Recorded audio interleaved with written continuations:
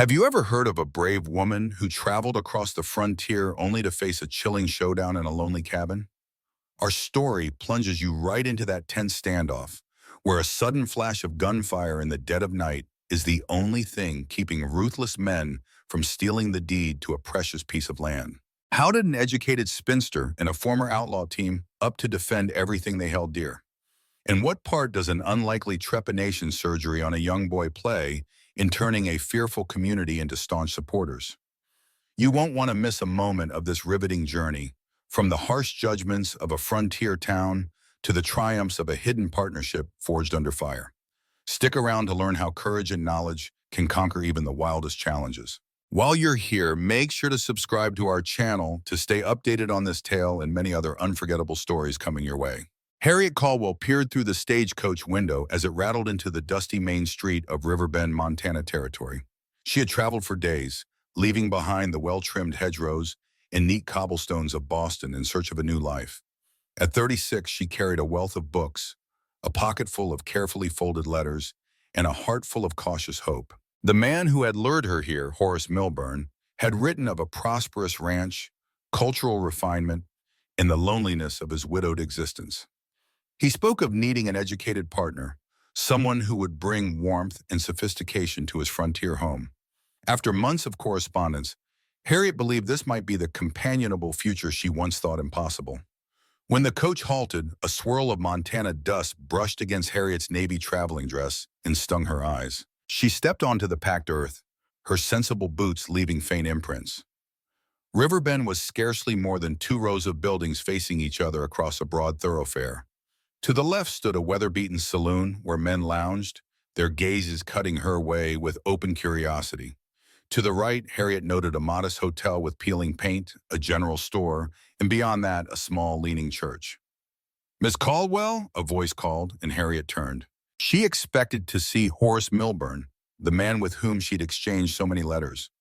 Instead, she found a stout, middle-aged woman bustling down the hotel steps, aproned and breathless. "I'm Mrs. Whitlow, the proprietor here. Mr. Milburn asked me to arrange a room for you." Harriet offered a polite smile. "Thank you, Mrs. Whitlow. Is Mr. Milburn?" "He's just over there," Mrs. Whitlow replied, jerking her chin toward a figure lingering on the far side of the street. Harriet's first impression of Horace Milburn was that he was taller than she'd imagined. His build sturdy, with a polished brown suit that seemed slightly out of place in this rough setting. He had a pale, proud face and a mustache trimmed into precise lines. As Harriet followed Mrs. Whitlow inside the hotel, she saw Milburn glance her way, then quickly avert his eyes, a flicker of assessment in his expression. Inside the hotel, the walls were covered in faded floral paper, and the carpets bore the wear of countless frontier boots. Mrs. Whitlow led her upstairs to a narrow, tidy room. "Don't let Mr. Milburn rattle you," she advised, setting Harriet's worn carpetbag by the bed. "He's a particular sort, used to having matters just so." Harriet tried not to frown. The warmth in Milburn's letters had been the reason she had sold her few possessions and severed her old ties. She had envisioned a man who prized her intellect, not merely someone who tolerated it. Still, first impressions could be misleading, and she resolved to withhold judgment until they spoke properly. At 6 o'clock sharp, she found him waiting in the hotel's dining room. The meal was a stiff affair from the start: roasted beef, boiled potatoes, awkward conversation. Harriet caught Milburn eyeing her delicate wire-frame spectacles and the ink stains on her fingers, vestiges of her days as a teacher and dedicated reader.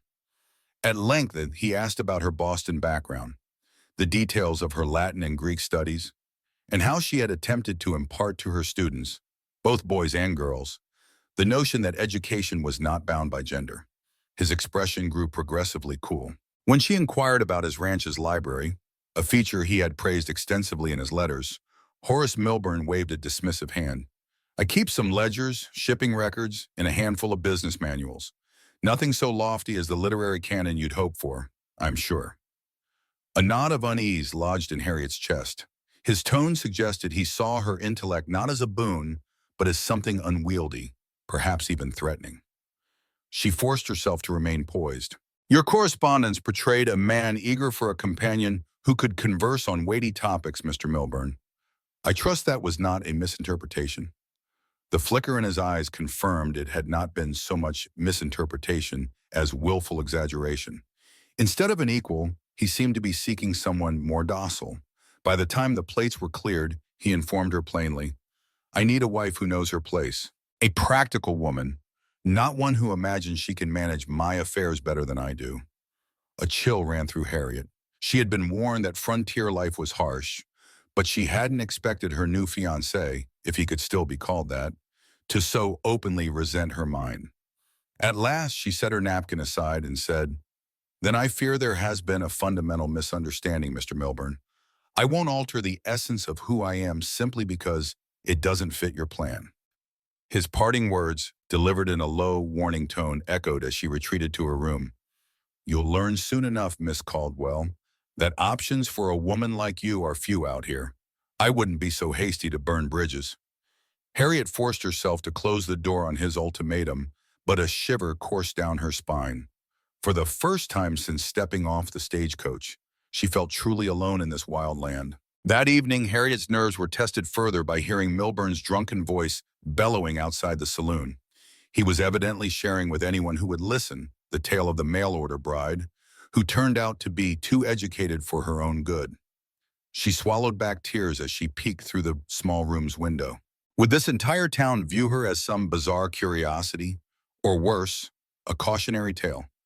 The next morning, Harriet descended to the dining room, steeling herself for possible gossip and sideways glances. But to her relief, the handful of patrons seemed more preoccupied with breakfast than with continuing last night's drama. Mrs. Whitlow approached, concern evident. "Are you all right, dear? Word travels fast, and it's said that you and Mr. Milburn have disagreed." Harriet drew a measured breath. "We have concluded we will not be proceeding with our arrangement. Yes, I may have to find work. I was a teacher in Boston, though it seems Riverbend has no formal school." Mrs. Whitlow pursed her lips. "Indeed, we do not. The children learn basic reading and sums from their mothers, or not at all. You might check with Dr. Alcott, though. He's been complaining for months that his eyesight is failing. Perhaps he could use someone to help him keep his files in order and read the latest medical journals." An hour later, Harriet found herself standing before Dr. Franklin Alcott's small office, the single window lined with dusty shelves of bottles and medical apparatus. Inside, the older man sat at a cluttered desk, squinting at a medical journal. His hair was white around the edges, and he wore spectacles that he frequently pushed up on his nose. "Mrs. Whitlow said I might find you in need of an assistant," Harriet began, introducing herself. "I trained as a teacher, but I have some familiarity with anatomy and basic treatments. My father was a Harvard professor who believed in giving me a broad education." Dr. Alcott gave her an appraising once-over. "So you can read small print and keep neat records, eh?" "Yes, sir. I've also assisted with tending the sick during an outbreak in Boston, though not in any official capacity." He closed the journal and leaned back in his chair. "The territory's short on doctors, let alone educated women. My hands ache in the cold, and my eyesight isn't what it was. If you can keep my ledgers straight and read aloud the latest medical literature, that would be a boon. I can offer you a modest wage and a room in my home, if you wish." Harriet felt relief pool in her chest. That would be most welcome. She had scarcely finished settling in before her first real test arrived in dramatic fashion. Dr. Alcott had ridden out to a ranch several miles away to assist with a difficult childbirth, leaving Harriet to mind the office. Mid-afternoon, the door burst open and two men stumbled in, one bleeding profusely from a head wound. "Where's Doc Alcott?" demanded the uninjured man. "Out on a call," Harriet replied calmly, "but I can help. Lie him down here." The wounded man groaned. Blood matted his hair. Harriet cleaned the gash, assessed that it needed stitching, and, aware she had watched Dr. Alcott do it many times, and set about sterilizing a needle in a small flame. The men were dubious at first, but desperation overrode their misgivings. With steady hands, Harriet stitched the wound, bandaged it, and gave instructions for its care. It was a small success, but it fed her confidence. Knowledge, after all, was a form of power. Not long after they left, another visitor strode in, a tall, broad-shouldered man with dark, shoulder-length hair bound in a leather cord. A faint scar trailed across his cheek. He carried himself as though every corner held a potential threat. scanning the office before his gaze fell on Harriet. "Doc in?" he asked, voice a low rumble. "He's out, but I'm—" Harriet began until she saw his left arm cradled against his torso, blood soaking his sleeve. "Let me see." He hesitated. "You're no doctor." She stood her ground. "I'm Dr. Alcott's assistant, and you are bleeding." Then, recalling rumors she'd overheard, Harriet ventured, "Mr. Dalton Reese, is it?" Surprise flickered in his eyes. "You know my name." She nodded. "Riverbend is small, Mr. Reese. Word is you once rode with the Outlaws, but now ranch north of town. That right?" A faint half smile. "I prefer the term reformed. But yes, I'm Dalton Reese." "Well, reformed or otherwise, you're injured. Sit." As Harriet cut away the torn fabric and washed the wound, she noticed old scars, knife slices, bullet grazes. His stoic calm impressed her, but also piqued her curiosity. Gently, she stitched him up, her hands practiced from that morning's emergency. "You stitch like you've done it 100 times," Reese observed. "I've learned quickly," she replied, tying off the thread. "Sometimes that's the only choice." He paid her, double the usual fee. "For your skill and your discretion," he said with a quiet note of gratitude. Then he turned to leave, pausing with his hand on the door. "Don't let folks tell you there's no place for a smart woman out here, Miss Caldwell." After he was gone, Harriet discovered her heart was pounding. She chalked it up to the intensity of treating 2 patients alone. Still, her mind lingered on Dalton Reese's measured voice, the intangible sense of respect he offered without hesitation or fuss. It was the sort of regard Horace Milburn had never quite managed to give her. Weeks passed, and Harriet fell into a steady routine. By day, she cataloged Dr. Alcott's files, assisted with injuries and ailments, and read medical journals aloud to him so he could stay current. In the evening, she studied on her own, absorbing everything from anatomy to the fundamentals of treating fevers and broken bones. Her confidence grew with each case, whether it was stitching a ranch hand's gashed arm or identifying the early symptoms of lung fever in a child. Rumors still circulated about the spinster from Boston, the woman who had traveled so far only to be spurned by Horace Milburn. But Harriet found herself caring less and less. She had discovered a newfound sense of purpose. The older man she assisted was encouraging, frequently remarking to patients, "Miss Caldwell's got the steadiest hands and quickest mind I've seen." Hearing that from Dr. Alcott meant more to Harriet than any acceptance by society gossips. Nonetheless, she remained aware of Horace Milburn's looming presence in town. When she spotted him on occasion, striding into the bank or standing outside the general store, he often refused to meet her eye or else cast her a frosty glare. She gathered from Mrs. Whitlow that he had been grumbling to anyone who would listen that Harriet was too sharp-tongued, too old, and too proud. Yet Harriet sensed something else behind his words. Wounded male pride. He had expected a woman to leap at the security of his ranch. Instead, she had walked away. Then one warm afternoon, Harriet glimpsed trouble in a more sinister form. She was leaving the doctor's office to fetch fresh linens from Mrs. Whitlow when she saw a small group gathered outside the sheriff's office. At its center was Dalton Reese, hands bound behind him, while Sheriff Bingham escorted him firmly down the street. Harriet recognized one of the bystanders, Milburn, looking smug as he exchanged words with the lawman. She slipped closer to the commotion. Catching her gaze, Reese inclined his head in a cordial, if ironic, greeting. "Don't fret, Miss Caldwell. They just have a few questions for me." "About what?" she asked, glancing between him and the sheriff. "Cattle gone missing from Milburn's ranch," said Sheriff Bingham. "Mr. Reese here is a person of interest given his past." Reese offered a tight smile. "I didn't take his cattle, but Milburn, he's never let evidence get in the way of a grudge." Harriet's jaw tightened. She had never found any evidence that Dalton Reese was the bandit some claimed. Meanwhile, Horace Milburn's capacity for spite seemed all too real. Still, she knew better than to argue openly with the sheriff in the street. She withdrew, hoping that justice, or at least lack of proof, would see Reese released soon. Later that evening, Harriet was cataloging Dr. Alcott's medicines when he returned from a house call. She told him of the arrest. He shook his head. "It's no secret that Mr. Milburn wants Reese's property. The rumor is their ranches share a water source, and Milburn desperately needs more water for his expansion. So he's trying to run Reese out," Harriet surmised. Dr. Alcott shrugged, bone-tired as he sank into a chair. Possibly. Milburn's not known for backing down when he wants something. But keep in mind, Dalton Reese is no innocent lamb either. He has a past that taught him to fight with whatever means at hand. Harriet exhaled slowly. All the same, he was respectful to me. I can't say the same of Milburn. The doctor gave her a wry smile. And that, Miss Caldwell, is often how life here goes. Two men clash, each with valid claims. The lines get blurred, folks take sides, and before you know it, bullets might fly. He paused, then added with gentle concern, "Watch yourself, Harriet. People are noticing you speak highly of Reese. That alone could invite trouble if Milburn's resentment grows." Some days later, Harriet's life was upended again.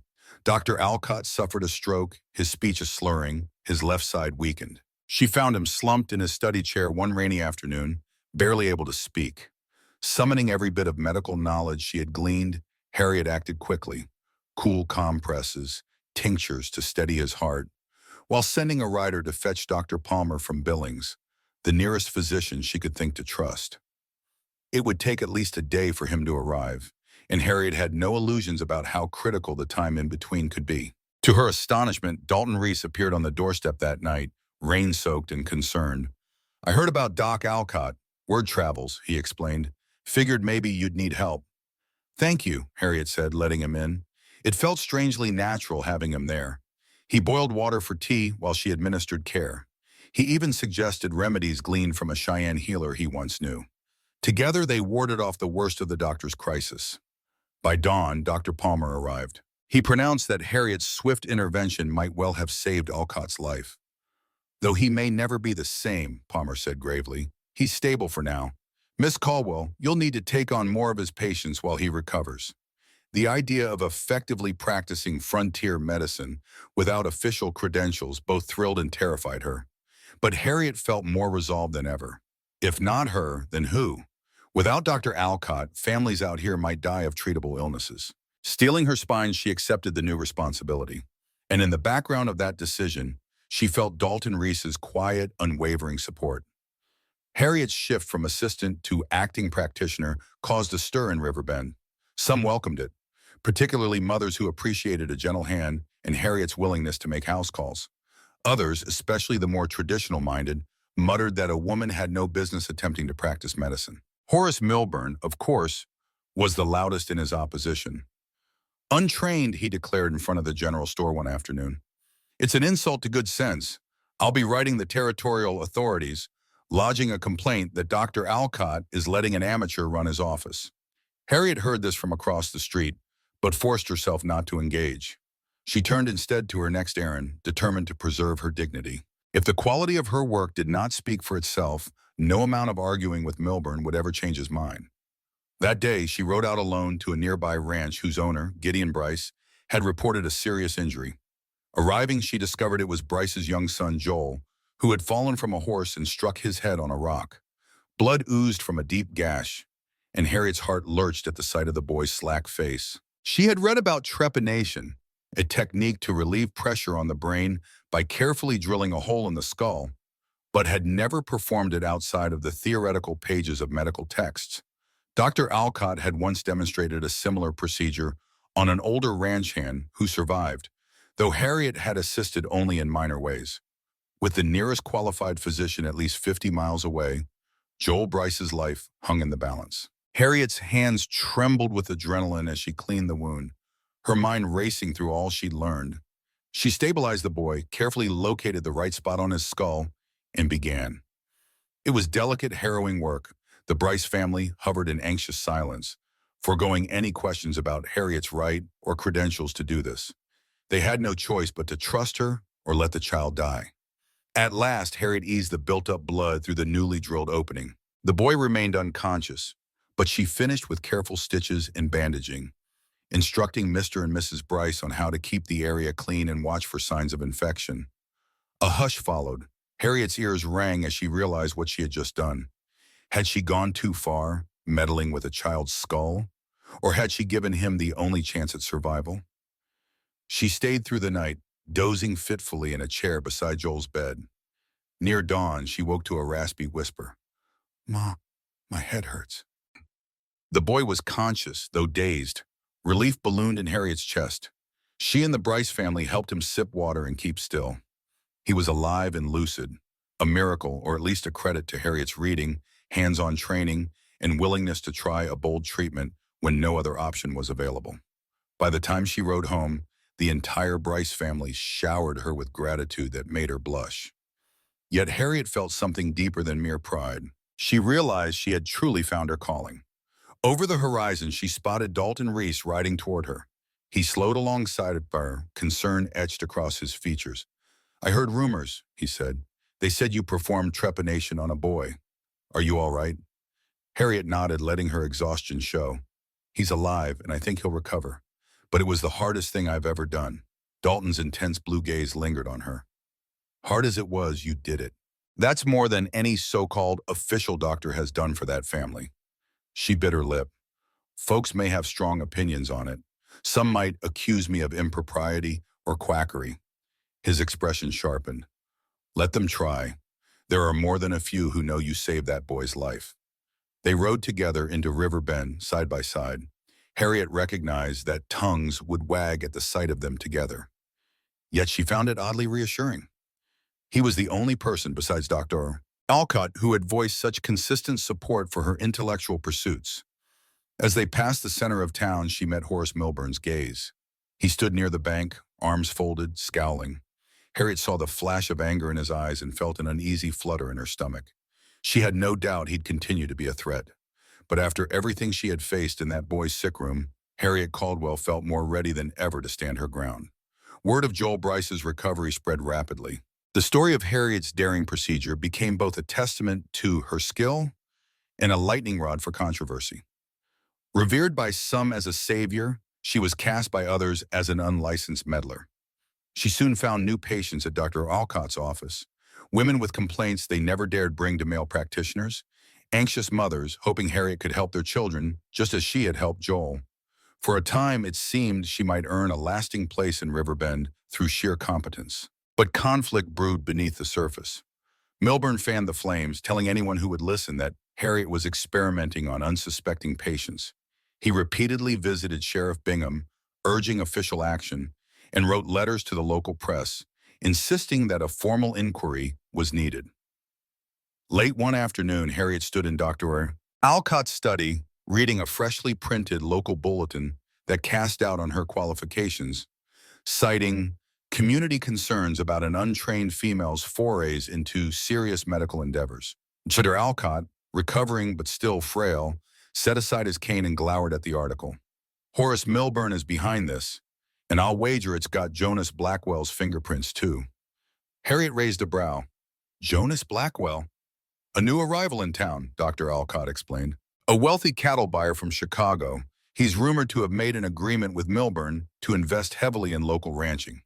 I hear he has a particular taste for controlling assets, land, resources, and possibly people." Before Harriet could respond, there was a commotion outside. Bursting in came Gideon Bryce himself, panting from exertion. "Milburn and this city slicker Blackwell, they're stirring up trouble at the town hall, accusing Miss Caldwell of practicing medicine illegally. You'd best get down there." Harriet's stomach nodded. With a quick glance at Dr. Alcott, who nodded encouragement, she rushed from the office. On arriving, she found a small crowd. Jonas Blackwell, well-dressed and with a cold glint in his eye, stood beside Milburn, addressing the assembled onlookers with a practiced air of superiority. Sheriff Bingham, the mayor, and a few prominent townspeople looked torn between hearing him out and shutting him down. Blackwell's voice carried well. "In Chicago, we understand the value of properly vetted professionals. Here, it appears, frontier laxity has allowed a teacher, a woman no less, to perform procedures better left to those with medical degrees. For the good of Riverbend, I've offered to fund a bona fide physician's relocation, ensuring real qualifications. Miss Caldwell may continue as a nurse's aide, if that." He cast a patronizing look at Harriet, who had just entered. Milburn smirked in solidarity. The mayor cleared his throat. "We appreciate investment, Mr. Blackwell, but Miss Caldwell has saved lives. Many in this town won't soon forget that." Milburn was quick to jump in. "This is about guaranteeing the safety of our families. Her experiments are unregulated. She could be doing more harm than good. That was Harriet's cue. She stepped forward, forcing her voice to remain steady. I understand your concerns, Mr. Blackwell, Mr. Milburn. My apprenticeship under Dr. Alcott is recognized by territorial statutes. If you seek a formal hearing on my competence, let's have one. Let those I've treated speak and let the facts stand. A ripple of support moved through the crowd. Mr. and Mrs. Bryce, the Davis family, and several others Harriet recognized as former patients. Blackwell turned to Milburn, clearly displeased with how the townspeople were rallying around Harriet. This sort of spectacle doesn't help, he muttered. Sheriff Bingham raised a placating hand. Let's adjourn for today. We'll schedule a meeting next week with the town council. Miss Caldwell, Dr. Alcott, you'll have a chance to present your side. Mr. Blackwell, Mr. Milburn, you'll present your concerns. As people dispersed, Harriet exhaled shakily. At her side, Dalton Reese appeared. That was bold, he remarked. Publicly challenging them isn't without risk. Harriet nodded grimly. But if I don't stand up for myself, they'll keep undermining my work until I'm driven out. Dalton's face hardened. Milburn's pride is bruised that you rejected his proposal. Blackwell seems bent on acquiring water rights, likely for a new venture. Watch yourself. Men like these have a way of using money and influence to twist the law their way. His concern both touched and worried her. She recalled the rumors about Jonas Blackwell's dark side, persistent stories that he relished power over those he deemed weaker, particularly educated women who defied him. Harriet recalled the sense of danger in his cold eyes. She forced a brave smile. So do you propose we bow to them? Dalton shook his head. Never, but we'll need a plan. In the days leading up to the hearing, Harriet discovered just how easily fear could shape people's loyalties. Though she had many vocal supporters, there were others who whispered that it was scandalous how often Harriet and Dalton spent time together. They questioned her motives, painting her as a spinster seeking male attention at any cost. Yet Harriet found an unlikely source of calm in Dalton's presence. Whether he was quietly leafing through medical texts he'd borrowed or discussing the legal nuances of land ownership and water rights. In these moments, Harriet sensed a synergy between them, a shared desire to do right by the community that had begrudgingly become their home. Meanwhile, Dr. Alcott, though physically weakened, guided Harriet. He showed her how to fill out official forms acknowledging her as an apprentice, so the territory's medical board would have records. He encouraged her to remain confident, reminding her that this place needed competent healers more than it needed outdated prejudices. As the scheduled meeting drew near, Harriet steeled herself. She was no longer merely the spinster who'd escaped Boston. She was Harriet Caldwell, apprentice healer, in a place that both rejected and relied on her. Ready or not, she would face down Blackwell's and Milburn's accusations and let the truth speak for itself. By the time the town council convened, the small meeting hall was packed with curious townsfolk. Harriet arrived early, accompanied by Dr. Alcott, who walked with the aid of a cane and found seats near the front. Dalton Reese lingered by the doorway, offering her a nod that she reciprocated with a composed smile. She was relieved to see many friendly faces.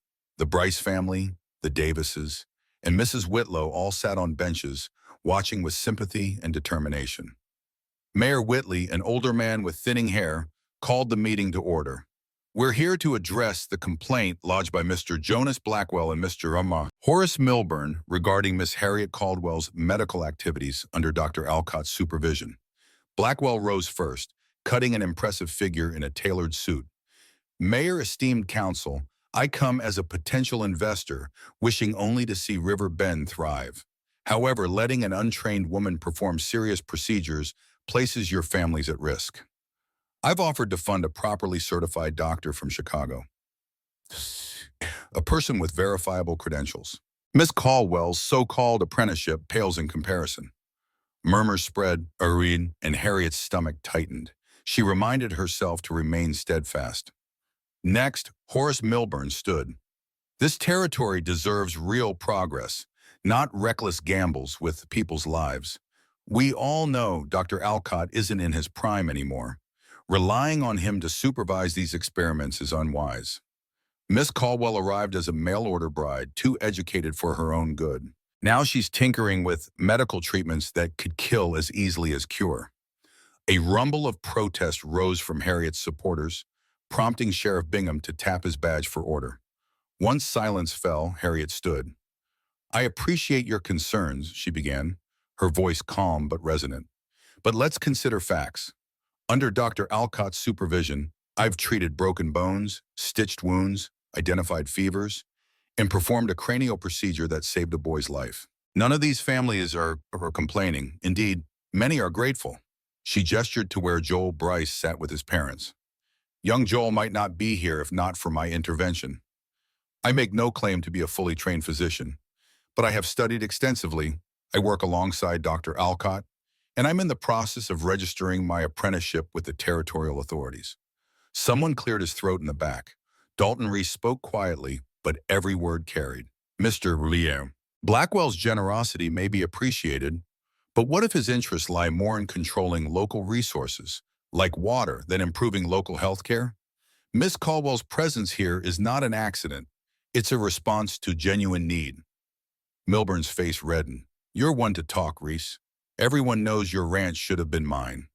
Don't pretend to champion the town's interests just because you want Harriet Caldwell backing you up." A hush fell at the implication of an intimate alliance. Harriet's cheeks warmed, but she held her ground. "I stand for the principle that education and dedication can serve this community. Our location in the frontier means resources are scarce. We don't have the luxury of rejecting help simply because it doesn't come with a framed certificate." Blackwell, determined not to be outmaneuvered, turned on a sympathetic tone. "Miss Caldwell, I admire your intellect, truly. In fact, if you were to return east with me, I'd see you properly trained. The Women's Medical College in Chicago, perhaps. Once you earned your degree, you could come back here, or to any city, and practice properly." Though his words sounded magnanimous, Harriet sensed a trap. She had heard rumors that Jonas Blackwell had a disturbing pattern, becoming fixated on educated women who refused him. She mustered a cold, polite smile. "That's a kind offer, but it's a solution that uproots me from where I'm needed right now. I won't abandon Dr. Alcott nor the patients who rely on us." Blackwell's eyes glittered with annoyance. "As you wish, Miss Caldwell. But let it be on the record that the refusal is yours alone. I merely hope Riverbend realizes what it's losing by not insisting on higher standards." Mayor Whitley held up his hand. "We have heard testimony from both sides. Now we'll call on townspeople who've been treated by Miss Caldwell. Let them share their experiences." What followed was a litany of heartfelt endorsements. Gideon Bryce spoke of Harriet's skill in saving Joel's life. Mary Davis described how Harriet had delivered her infant prematurely, saving mother and child. Men who'd had injuries patched up testified to her steady competence. Each statement swayed the room more firmly in Harriet's favor, while Blackwell and Milburn exchanged frustrated looks. At last, Dr. Alcott, leaning on his cane, addressed the council. "This woman has more aptitude than any apprentice I've taken. If you cast her out or hinder her practice, you leave Riverbend vulnerable. I won't always be around, and we may never get a fancy university-trained doctor to settle here. Approve Miss Caldwell under local supervision. Let her continue her work. Your children, your neighbors, they'll benefit." The council disappeared to deliberate, leaving the hall abuzz. Harriet couldn't help but notice how Milburn was openly scowling. Blackwell's face remained impassive, but she sensed calculation in his sharp gaze. They returned moments later, and Mayor Whitley pronounced the verdict. Harriet Caldwell would be allowed to continue as Dr. Alcott's apprentice, free to treat patients, with the understanding that any advanced procedures be documented and overseen whenever possible. A roar of approval filled the hall, except at the corner where Milburn and Blackwell stood. They retreated, masks of fury and frustration. Before leaving, Blackwell cast Harriet a long, measured look. "I hope you realize your own reputation is at stake, Miss Caldwell, along with everyone who stands with you." Harriet's pulse fluttered, but she squared her shoulders. "I understand the risks, Mr. Blackwell, and I'm willing to face them." As the men strode out, Dalton Reese approached Harriet with a rare smile. "Congratulations. It's a victory, but be careful. Men like Blackwell don't take no for an answer." She looked into his earnest gaze. "I won't be intimidated." Inside, she felt a swell of relief, tempered by the knowledge that, indeed, trouble might still brew. For that evening, though, she could savor the moment of acceptance from a town that had, if only slightly, opened its heart to an educated outsider like her. Harriet's success story took root, and more townspeople began bringing their ailments and injuries to her. The relief she offered, whether for colicky infants or broken ribs, gradually overshadowed any lingering doubts about her credentials. Even so, tensions simmered just beneath Riverbend's surface. Horace Milburn's finances were rumored to be precarious, his ranch teetering on debt. Meanwhile, Jonas Blackwell had grown more impatient as Dalton Reese continued to rebuff his offers to sell the water-rich land on the edge of his property. One chilly December morning, Harriet woke to find Mrs. Saw Whitlow at her door, eyes wide with alarm. "Miss Caldwell, you must come quickly to Dr. Alcott's. He's had another turn, though not as severe as the first. But I fear we'll need you." Rushing over, Harriet found Dr. Alcott slumped in his armchair, his left side weaker than usual. He managed to whisper that he sensed a sharp headache, likely a warning sign of another vascular issue. Harriet administered the tinctures she'd used before, prayed they would suffice, and sat vigil. A few anxious hours passed before Dr. Alcott's pain eased, and his speech returned to the slightly slurred normal he'd adopted since the stroke. Once he stabilized, Harriet stepped outside to breathe the winter air. She barely had time to exhale before Dalton Reese arrived at a gallop, throwing himself off his horse. "I heard Alcott took a bad turn," he said breathlessly. "Is he—" She nodded, fatigue etched on her face. "He'll pull through, but it was close." Dalton gave her hand a reassuring squeeze. "Thank heaven he has you." Then more quietly, "Harriet, we have another problem. Milburn and Blackwell left town earlier with a group of men, unfriendly types from the mining camp by the look of it." A chill prickled Harriet's spine. "Do you think they have gone to your ranch, trying to force a sale?" His jaw flexed. "Or they aim to steal or destroy the deed. If that legal proof disappears, they might claim my ranch was never lawfully purchased. I need to head back now, but it could be dangerous. Those men might be armed." Harriet squared her shoulders. "I'm coming with you." Dalton's eyes flickered with protest. "It's too risky. I'm a decent shot, and more importantly, you might have wounded men. Besides, we've faced enough rumor and gossip. I'm through cowering." She glared at him. "If you ride alone, you'll be outnumbered." Reluctantly, he conceded. The two saddled fresh horses from the livery and tore out of Riverbend, galloping across the frozen terrain. The setting sun cast long shadows, intensifying Harriet's sense of dread. When they neared Dalton's ranch, they dismounted and crept close enough to see light in the cabin windows. 5 horses tethered outside, a sure sign that Milburn, Blackwell, and their hirelings were there. From the darkness, they heard muffled crashes and shouts. "It has to be here somewhere," came Milburn's voice. "He'd never keep it in a bank safe.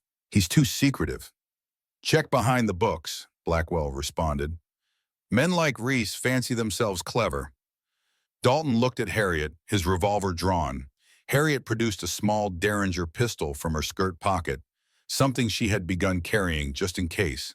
Adrenaline pounded in her ears. They peered through a window and saw Blackwell rifling through a desk, Milburn overturning chairs. 3 rough men loomed, one of them brandishing a crowbar. Dalton whispered, "We can't wait for the sheriff. By the time we fetch him, they'll be gone. Follow my lead."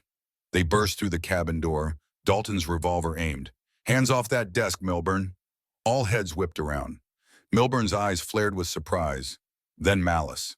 Blackwell's sharp gaze narrowed. One of the hired men lunged forward, but Harriet fired her Derringer into the ceiling, startling them. "Next shot won't miss," she warned, voice steady despite her shaking nerves. Blackwell lifted a hand, feigning calm. "Let's not be hasty. We came to negotiate." "Breaking and entering is one way to start negotiations," Dalton bit out. "You're trespassing, damaging my home, and searching for documents that don't belong to you." Horace Milburn clenched a leather case in his hand, likely the deed. Harriet spotted it and aimed her pistol, though her entire body trembled. "Put it down, Mr. Milburn," he scoffed. "This land was promised to me. That old rancher intended to sell it my way until you came in with your ill-gotten money." He flung the case down, though not without a furious glare. "I won't forget this." Blackwell, seeing the tide turn, gestured for the hired men to step back. "We've made our point. Clearly your claim to the deed stands for now." His piercing eyes flicked to Harriet. "You have an unfortunate knack for aligning yourself with the wrong people, Miss Caldwell. Consider if Chicago might still be a better option for you, Thormo. Before she could retort, Dalton advanced, forcing them out. Leave now. If you set foot on my property again, I won't wait for parley. Within minutes, they were gone, galloping away into the gloom. The sudden silence was deafening. Harriet lowered her pistol, her knees nearly buckling with relief. Dalton secured the door, then faced her, his gaze reflecting both gratitude and concern. You were about to shoot someone, Harriet. She let out a shaky breath. And you didn't think I'd do it. He set down his revolver and gently took the derringer from her trembling hand. I think you do whatever you must to protect what's right.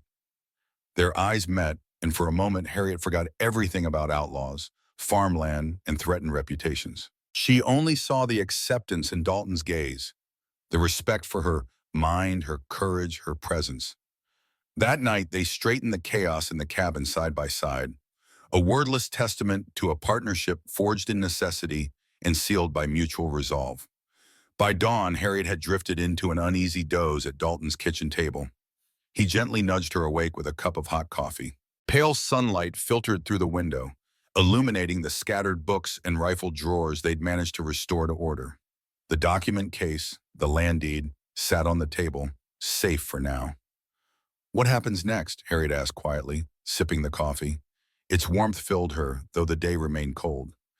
We may have won this skirmish, but Milburn and Blackwell won't stop. Dalton glanced out the window at the frost-touched horizon. Blackwell might decide Riverbend isn't worth it if he can't secure the ranch. He's a businessman above all.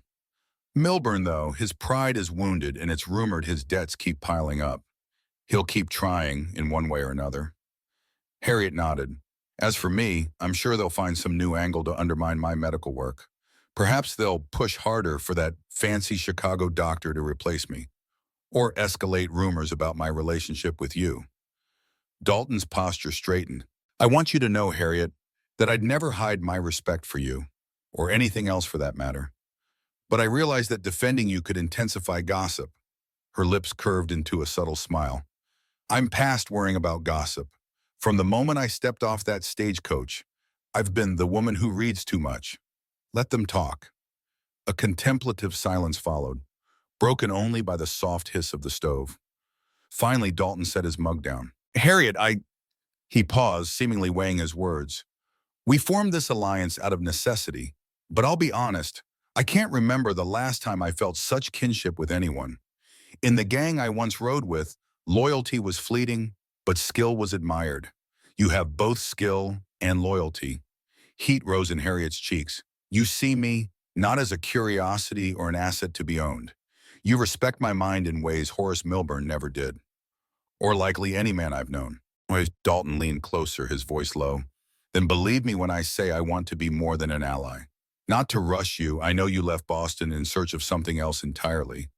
But if you decide you want a future here, Harriet Caldwell, I would be honored to share it with you. A mixture of surprise and cautious joy sparked in her chest. She had never imagined that the path to genuine love would wind through a place like Riverbend, overshadowed by dust and danger. She thought of Boston, how she'd once resigned herself to spinsterhood, how she had sold what little she owned to chase a dream of being valued. She had found that sense of value now, not through Horace Milburn's false promises, but in the quiet strength and unwavering respect of a man with a storied past.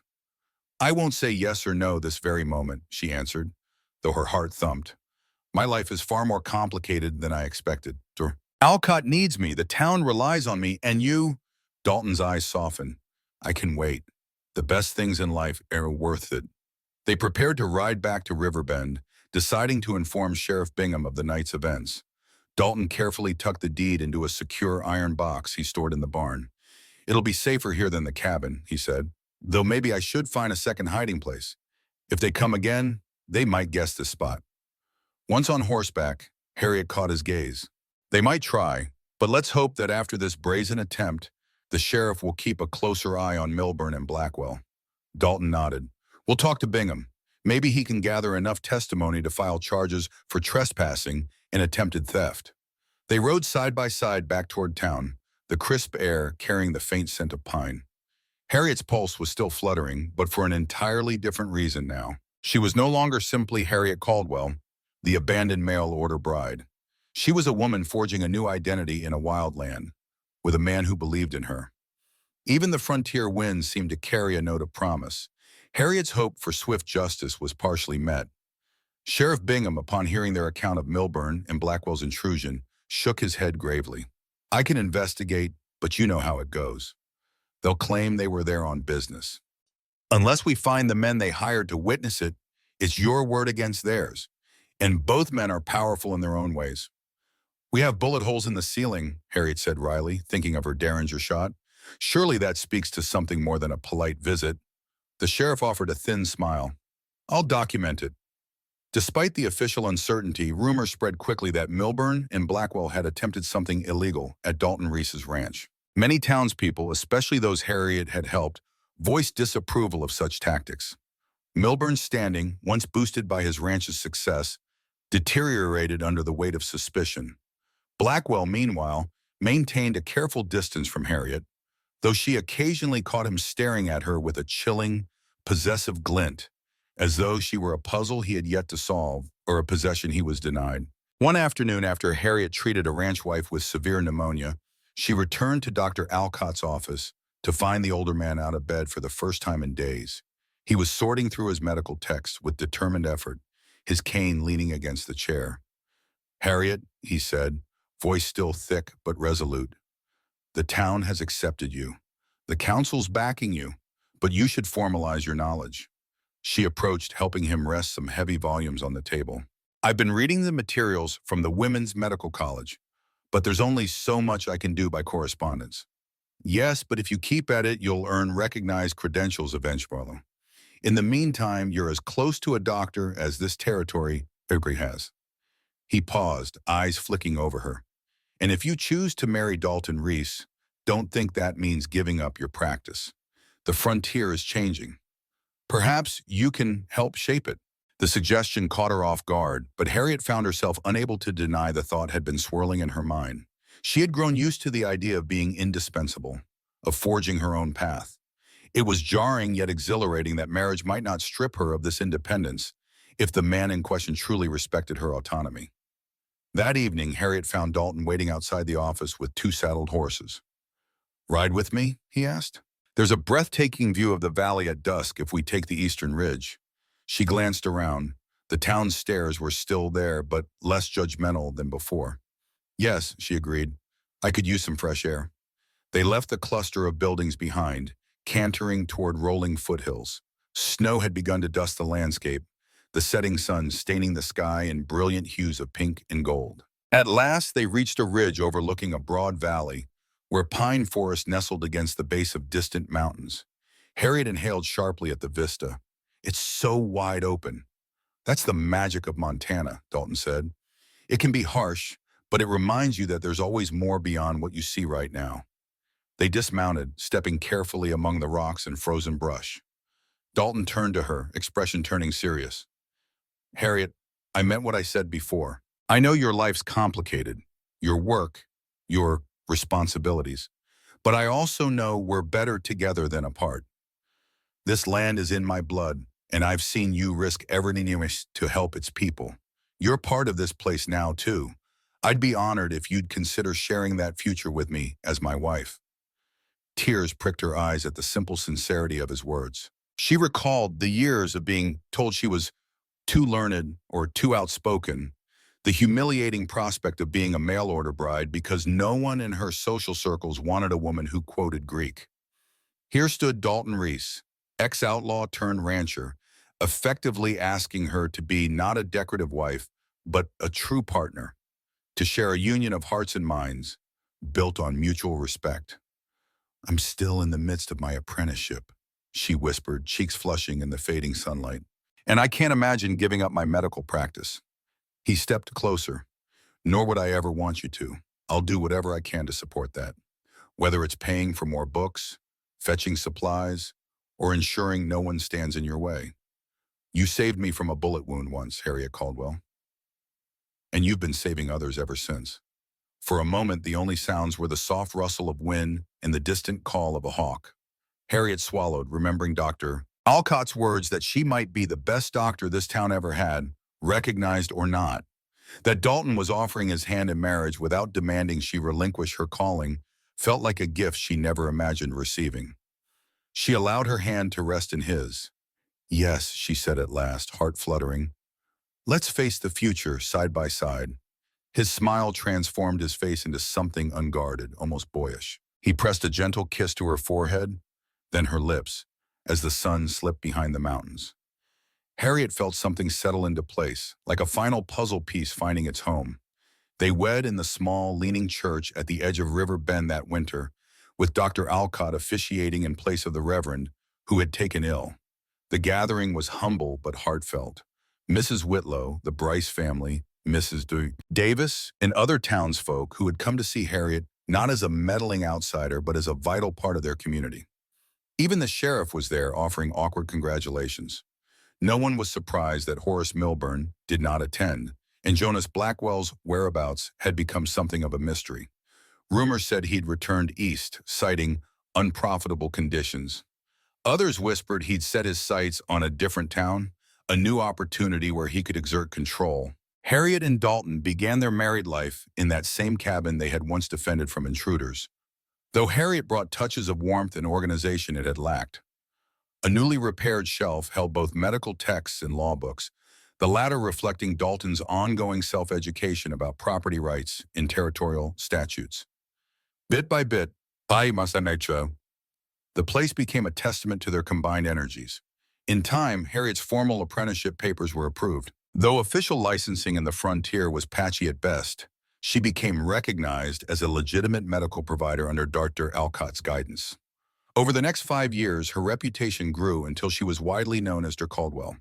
Children who might have died from fevers or injuries lived to see another day under her care. Women found a confidant in Harriet, often preferring her gentle approach to the brusque manner of male doctors they'd encountered elsewhere. Dalton continued to strengthen his ranch, now the Reese Caldwell Ranch in official records, and championed Harriet's right to practice openly. Their combined efforts even helped pass a local ordinance ensuring that apprenticeships for women in medicine could be registered without undue obstruction. The idea of a female doctor became less scandalous and more accepted with each life Harriet saved. Horace Milburn's fortunes, meanwhile, dwindled. Unable to secure the water rights or the investment from Blackwell, he sold off pieces of his once grand ranch, slowly losing the empire he had imagined. Though Harriet bore him no ill will, she felt a pang of empathy for a man who had let pride and prejudice overshadow reason. She occasionally wondered if life might have treated him better had he learned that an educated partner could have been his greatest asset. On the outskirts of town, Dr. Alcott lived out his final days proud of his apprentice's accomplishments. He passed peacefully in his sleep one autumn evening, with Harriet at his side. In his will, he bequeathed her his entire medical library, a treasure trove of knowledge that she shared with younger, aspiring learners in River Bend. Word traveled, and eventually a few more female apprentices found their way to her, eager to follow in her footsteps. Sometimes Harriet would stand on her porch at dusk, gazing over the sweeping prairie, recalling the young woman she had been stepping off the stagecoach. That Harriet had pinned her hopes on a letter from a man praising her intellect, only to find the true measure of respect in a quiet outlaw turned rancher. Each day, Harriet wove her passion for healing into the fabric of Riverbend's evolving identity. She had arrived as a rejected bride. Too educated, they'd said, but she stayed to become something far greater. A healer, a partner, a beacon for every girl who dared to dream beyond the constraints of tradition. In the end, the frontier taught her what Boston never had, that real worth is not dictated by society's narrow expectations, but proven through deeds and resolve. It was there, in that challenging wilderness, she realized her education was not excessive or misplaced. It was the key to her freedom, her fulfillment, in a life richer than she ever imagined. And by her side was Dalton Reese, a man who recognized her hidden value from the start, forging a bond stronger than any constraints set by men like Milburn or Blackwell.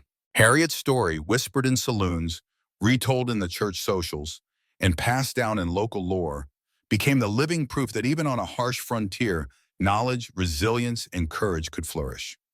Years later, young women would arrive in Riverbend or read about Dr. Harriet Caldwell's feats, and they'd realize the frontier could break you if you let it, or it could set you free if only you claimed the worth others could not yet see. Looking back on everything, The dusty roads, the desperate surgeries, the midnight confrontations. This story has proven that true worth knows no boundaries of time, place, or expectation. From my own perspective, Harriet's example shines a light on how intelligence, compassion, and grit can reshape not just one life, but an entire community. She and her partner dared to stand against powerful adversaries, never losing faith that a single determined soul can spark great change. If this journey reminds us of anything, it's that believing in your own strengths and in the goodness of those willing to share in your struggles can lead to triumphs once thought impossible. I invite all of you to share your thoughts. Would you have had Harriet's courage in that fateful moment? Drop a comment, discuss your opinions, and let's keep the conversation alive. Thank you for joining us, and we look forward to hearing your insights.